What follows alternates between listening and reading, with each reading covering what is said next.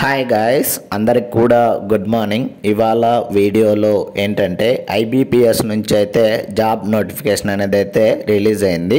So IBPS full form ఏంటంటే institute of banking selection అండి. So మనకైతే నోటిఫికేషన్ అనేది అయితే రిలీజ్ అయింది.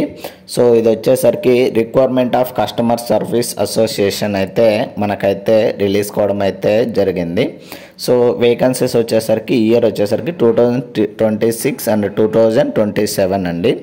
సో మొత్తం మనకైతే రిలీజ్ అయిన జాబ్స్ వచ్చేసరికి 10,277 జాబ్స్ అయితే మనకైతే రిలీజ్ కావడం అయితే జరిగింది. సో అఫీషియల్ వెబ్సైట్ వచ్చేసరికి www.ibps.in అనే వెబ్సైట్లో అయితే అఫీషియల్ వెబ్సైట్ అండి. సో ఏదైనా కానీ క్వైరీస్ కానీ కంప్లైంట్స్ ఉన్నట్లయితే సో మనకైతే cgrs.ibps.in అనే వెబ్సైట్లోకి వెళ్ళి అయితే చేయాలని అయితే చెప్తున్నారు. సో నోటిఫికేషన్ స్టార్టింగ్ డేట్ వచ్చేసరికి 1వ తేదీ ఆగస్ట్ 2025 స్టార్ట్ అయ్యి 21వ తేదీ ఆగస్ట్ 2025 నాటికైతే ఎండ్ అయితే అవుతుంది.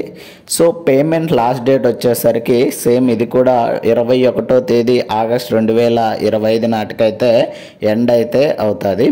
సో ఒకవేళ మనం ఆన్లైన్ అప్లికేషన్కి ఏదైనా కరెక్షన్స్ కానీ లేదా దానికి సంబంధించి మాడిఫై ఏదైనా చేయాలంటేనా లేదా ఇంక్లూడింగ్ పేమెంట్ కూడా ఎడిట్ అయితే చేయాలంటే సో దానికంటూ డేట్ అయితే మనము ఈ రిజిస్ట్రేషన్ డేట్ ఎండ్ అయిన తర్వాత దానికైతే నోటిఫికేషన్ ద్వారా అయితే ఇన్ఫార్మ్ చేస్తామని అయితే చెప్తున్నారు. ఈ ఎగ్జామినేషన్ ట్రైనింగ్ వచ్చేసరికి సెప్టెంబర్ 2025 అయితే కండక్ట్ చేయడం అయితే జరుగుతుంది.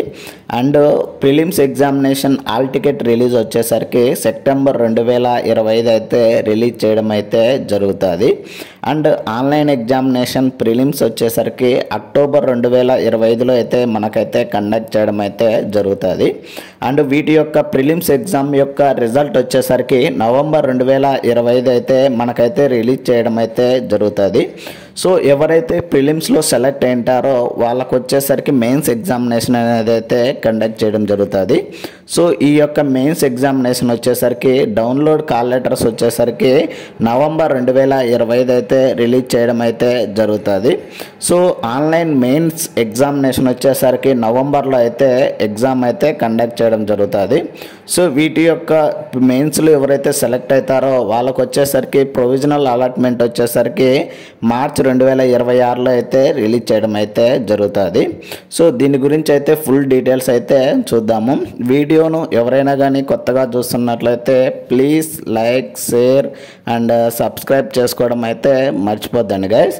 సో ఇక్కడైతే ఫస్ట్ ఏంటంటే ఇంట్రడక్షన్ ఏంటి అని ఎలిజిబిలిటీ ఏంటి అండ్ ఏజ్ లిమిట్ ఎంత ఉండాలి, సో కొన్ని ఎడ్యుకేషనల్ క్వాలిఫికేషన్ ఏంటి అనేది అయితే మొత్తం అయితే ఆ నుంచి అప్లికేషన్ ఫీజు ఎంత, ఇవన్నీ కూడా ఇప్పుడైతే మనం చూద్దాము. సో వీడియోని అయితే లాస్ట్ వరకు అయితే చూడండి గైస్. ఇక్కడైతే మొత్తం దీని యొక్క పీడిఎఫ్ యొక్క లింక్ని అయితే నేనైతే కింద డిస్క్రిప్షన్లో అయితే ఇవ్వడం అయితే జరుగుతుంది. సో వన్స్ మీరైతే పీడిఎఫ్ను కూడా వన్స్ చెక్ చేయండి గైస్, మీకు ఏదైనా ఇంకా డౌట్స్ క్లారిఫై కావాలన్న దాని గురించి అయితే. సో ఫస్ట్ వచ్చేసరికి ఈ యొక్క ఐబీపీఎస్లో ఇన్వాల్వ్ అయ్యి పార్టిసిపేట్ అయిన బ్యాంక్స్ వచ్చేసరికి సో ఫస్ట్ వచ్చేసరికి bank of Baroda, Canara bank, Indian overseas bank, UCO bank, bank of India, central bank of India, Punjab national bank, union bank of India, bank of Maharashtra, Indian bank and Punjab and Sindh bank అయితే దీనిలో అయితే participate అయ్యి అయితే ఉన్నాయి. So మనకు release అయిన పోస్ట్ని బట్టి మనకు కాంపెన్సేషన్ అంటే శాలరీ ఎంత ఇవ్వచ్చు ఏమనేది అయితే ఇక్కడైతే ఇవ్వడం జరిగింది. సో బేసిక్ వచ్చేసరికి 24,000 నుంచి 64,480 వరకు ఇవ్వడం జరిగింది. సో దీని యొక్క పోస్ట్ వచ్చేసరికి ఆల్రెడీ మనం చెప్పుకున్నాము, కస్టమర్ సర్వీస్ అసోసియేట్ అని అయితే ఆల్రెడీ మనమైతే చెప్పుకోవడం అయితే జరిగింది. సో నెక్స్ట్ వచ్చేసరికి ఎలిజిబిలిటీ క్రైటీరియా డీటెయిల్స్ అయితే చెక్ చేద్దాము. సో ఈ యొక్క ఎలిజిబిలిటీ క్రైటీరియా వచ్చేసరికి ఫస్ట్ సిటిజన్ ఆఫ్ ఇండియా అయి ఉండాలి and subject Nepal, subject Bhutan అయితే అయి ఉండాలని అయితే చెప్తున్నారు.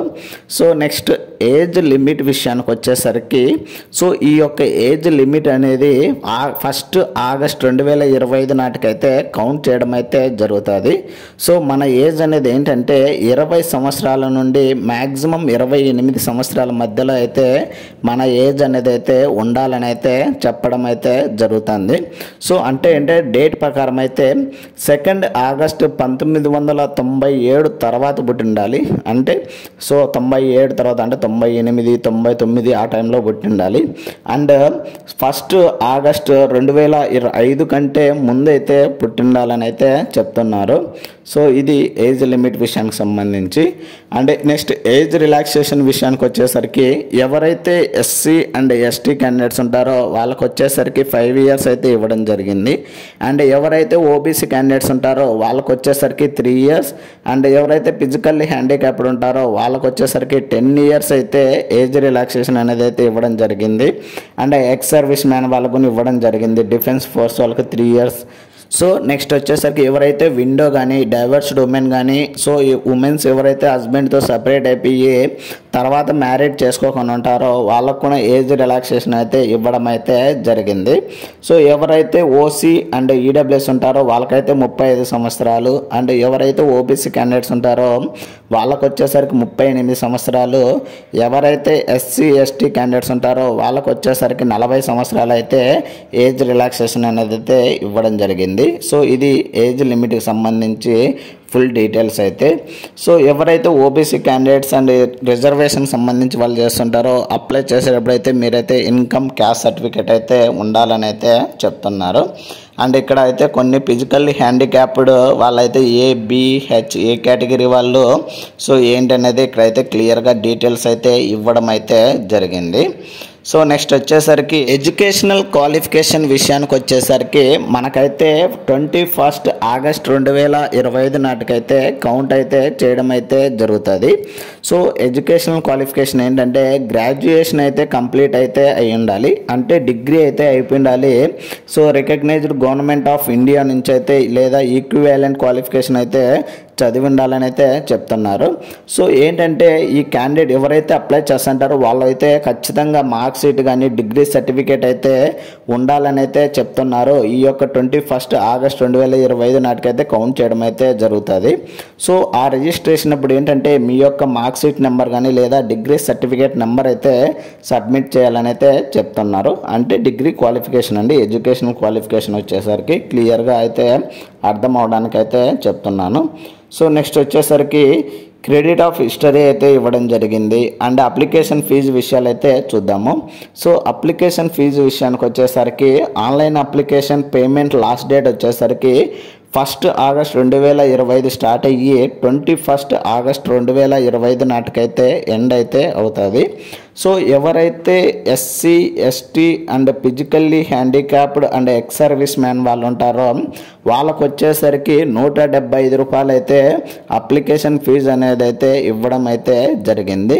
సో ఎవరైతే ఓసీ ఓబీసీ క్యాండిడేట్స్ ఉంటారో వాళ్ళకు వచ్చేసరికి 850 రూపాయలు అయితే అప్లికేషన్ ఫీజు అనేది అయితే ఇవ్వడం అయితే జరిగింది. సో నెక్స్ట్ వచ్చేసరికి ఛార్జెస్ కూడా పేమెంట్ చేసేటప్పుడు మనకేంటంటే అప్లికేషన్ ఫీజు అండ్ ఇన్స్టిమేటివ్ ఛార్జెస్ అయితే మనమైతే పేమెంట్ అయితే చేయాల్సిందైతే ఉంటుందని అయితే చెప్తున్నారు. అండ్ ఎగ్జామినేషన్ ప్రాసెస్ విషయానికి వచ్చేసరికి సో ఫస్ట్ మనకైతే ప్రిలిమ్స్ ఎగ్జామినేషన్స్ అండ్ మెయిన్స్ అయితే ఎగ్జామ్ అయితే కండక్ట్ చేయడం అయితే జరుగుతుంది. సో ఈ యొక్క ప్రిలిమ్స్ ఎగ్జామినేషన్ సిలబస్ అయితే చూద్దాము. సో ప్రిలిమ్స్లో మనకి ఏంటంటే మొత్తం 100 క్వశ్చన్స్ ఉంటాయి. 100 మార్క్స్కి అయితే ఇవ్వడం జరుగుతుంది. సో టైం వచ్చేసరికి 1 అవర్ అయితే ఇవ్వడం అయితే జరుగుతుంది. ఇంగ్లీష్ లాంగ్వేజ్లో వచ్చేసరికి ఇంగ్లీష్లో ఎగ్జామ్ అయితే ఇంగ్లీష్లో జరుగుతుంది మొత్తం మనకి. సో మొత్తం 30 క్వశ్చన్స్ ఇవ్వడం జరుగుతుంది. 30 మార్క్స్కి టైం సపరేట్లీ టైమ్డ్ అని అయితే ఇవ్వడం జరిగింది. సో 20 నిమిషాలు. అండ్ న్యూమెరికల్ ఎబిలిటీ వచ్చేసరికి 35 క్వశ్చన్స్ ఇవ్వడం జరిగింది 35 మార్కులకండి. సో టైం వచ్చేసరికి 20 నిమిషాలు. అండ్ రీజనింగ్ ఎబిలిటీ వచ్చేసరికి 35 క్వశ్చన్స్ ఇవ్వడం జరిగింది 35 మార్కులకి టైం వచ్చేసరికి 20 మినిట్స్ అండి. సో దీని మీద అయితే మనకైతే ప్రిలిమ్స్ ఎగ్జామ్ అయితే కండక్ట్ చేయడం అయితే జరుగుతుంది. సో ఈ ప్రిలిమ్స్ ఎగ్జామ్లో ఏంటంటే మనకైతే సో ఏంటంటే కట్ ఆఫ్ మార్క్స్ వైజ్ మనల్ని అయితే సెలెక్ట్ చేయడం జరుగుతుంది. అండ్ కేటగిరీ వైజ్ అయితే వేకెన్సీస్ను బట్టి మనకైతే షార్ట్ లిస్ట్ అయితే చేయడం అయితే జరుగుతుంది. సో ఆ షార్ట్ లిస్ట్ అయిన తర్వాత మనకైతే మెయిన్స్ ఎగ్జామ్ అయితే కండక్ట్ చేయడం అయితే జరుగుతుంది. సో ఈ మెయిన్స్ ఎగ్జామ్లో మొత్తం మనకి 155 క్వశ్చన్స్ ఉంటాయి. 200 మార్కులకి అయితే ఎగ్జామ్ అయితే కండక్ట్ చేయడం జరుగుతుంది. టైం వచ్చేసరికి 2 hours అండి. సో టాపిక్స్ వచ్చేసరికి జనరల్ అండ్ ఫైనాన్షియల్ అవేర్నెస్ అండి. సో 40 క్వశ్చన్స్ ఇస్తాడు 50 మార్కులకి. అండ్ జనరల్ ఇంగ్లీష్ వచ్చేసరికి సో ఎగ్జామ్ వచ్చేసరికి ఇంగ్లీష్లో ఉంటుంది. సో నెక్స్ట్ వచ్చేసరికి క్వశ్చన్స్ 40 క్వశ్చన్స్ ఉంటాయి 40 మార్క్స్కి. అండ్ థర్డ్ వన్ వచ్చేసరికి రీజనింగ్ అండి. రీజనింగ్ నుంచి 40 క్వశ్చన్స్ ఇస్తారు 60 మార్క్స్కి ఎగ్జామ్ ఉంటుంది. అండ్ క్వాంటిటేటివ్ యాప్టిట్యూడ్ వచ్చేసరికి 35 క్వశ్చన్స్ ఉంటాయి 50 మార్క్స్కి అయితే ఎగ్జామ్ అయితే కండక్ట్ చేయడం జరుగుతుంది. సో ఇక్కడ స్టార్లు అని ఇచ్చాడు కదా, స్టార్లు అంటే ఏంటంటే ఎగ్జామ్ అనేది మనకు ఇంగ్లీష్లోను అండ్ మన యొక్క లోకల్ లాంగ్వేజ్ అంటే మనం అప్లై చేసేదాన్ని బట్టి లాంగ్వేజ్ అయితే ఉంటుందండి. సో నేను ఇందాకైతే ఇంగ్లీష్ అని చెప్పాను. సో అదేంటంటే మనకు ఎగ్జామ్ అనేది ఆ స్టేట్ వైజ్ డిఫరెంట్ లాంగ్వేజెస్ అయితే ఉంటుంది. ఇక్కడ ఇచ్చారు చూడండి. So star is the list of person test in medium అయితే ఇవ్వడం జరిగింది. సో మీరు అప్లై చేసేటప్పుడు ఏంటంటే ఆంధ్రప్రదేశ్ స్టేట్ అప్లై చేశారనుకో, సో అప్పుడు ఏంటంటే ఎగ్జామ్ అనేది ఇంగ్లీష్, హిందీ అండ్ తెలుగులో అయితే ఎగ్జామ్ అయితే కండక్ట్ చేయడం జరుగుతుంది. అండ్ అస్సాం నుంచి అయితే ఇంగ్లీష్, హిందీ అండ్ అస్సామీస్ అయితే ఇవ్వడం అయితే జరిగింది. సో అలా ఆ స్టేట్ని బట్టి అయితే ఇవ్వడం అయితే జరిగింది. సో ఇక్కడ తెలంగాణ నుంచి ఇంగ్లీష్, హిందీ, తెలుగు అండ్ ఉర్దూగునైతే ఇవ్వడం అయితే జరిగింది. సో ఎగ్జామ్ అనేది ఆ లాంగ్వేజ్లలో మాత్రమే ఉంటుంది. సో ఇంగ్లీష్ మాత్రము ఇంగ్లీష్లోనే అయితే ఉంటుంది. సో ఇది ఎగ్జామినేషన్ ప్రాసెస్ సంబంధించి డీటెయిల్స్ అయితే. సో ఈ యొక్క ప్రిలిమ్స్ అండ్ మెయిన్స్ ఎగ్జామినేషన్లో రాంగ్ ఆన్సర్కి ఇవ్వడం అయితే నెగిటివ్ మార్కింగ్ అయితే చూద్దాము. సో ఈ నెగిటివ్ మార్కింగ్ వచ్చేసరికి 0.25 అయితే ఇవ్వడం అయితే జరిగింది. అంటే 1/4 అయితే మనకైతే నెగిటివ్ మార్కింగ్ అనేది అయితే ఇవ్వడం జరిగింది. అండ్ కట్ ఆఫ్ మార్క్స్ వచ్చేసరికి ఆన్లైన్ మెయిన్ ఎగ్జామినేషన్ వచ్చేసరికి ఆల్రెడీ మనం చెప్పుకున్నాం కదా. సో ప్రిలిమ్స్లో వచ్చిన మార్కుని బట్టి అండ్ కేటగిరీ అండ్ మీ యొక్క అప్లై చేసిన లొకేషన్ బట్టి కూడా మనకైతే షార్ట్ లిస్ట్ అయితే చేయడం అయితే జరుగుతుంది. సో ఈ ఆన్లైన్ ఎగ్జామినేషన్ సంబంధించి so next local language proficiency test అనేది కండక్ట్ చేయడం అయితే జరుగుతుంది. అండ్ ఎగ్జామినేషన్ సెంటర్స్కి సంబంధించి మనమైతే దీని గురించి so prelims examinations and vacancy details and examination centres ఇవన్నీ కలిపి నెక్స్ట్ ఒక వీడియో అయితే చేద్దాం గైస్. సో ఇది ఇవాల్టి వీడియోలో. ఇలాంటి మరిన్ని వీడియోస్ అండ్ మరిన్ని అప్డేట్స్ కోసం please like, share and subscribe చేసుకోవడం అయితే మర్చిపోద్దండి గైస్. Thank you.